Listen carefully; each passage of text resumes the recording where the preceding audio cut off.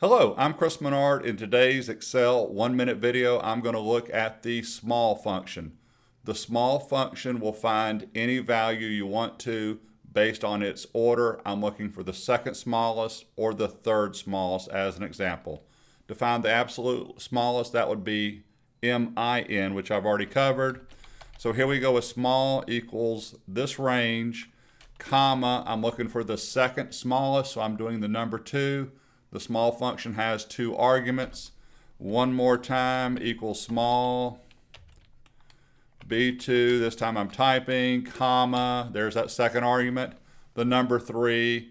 I know I misspelled the word smallest. Let it ride. Have a good one. Thank you.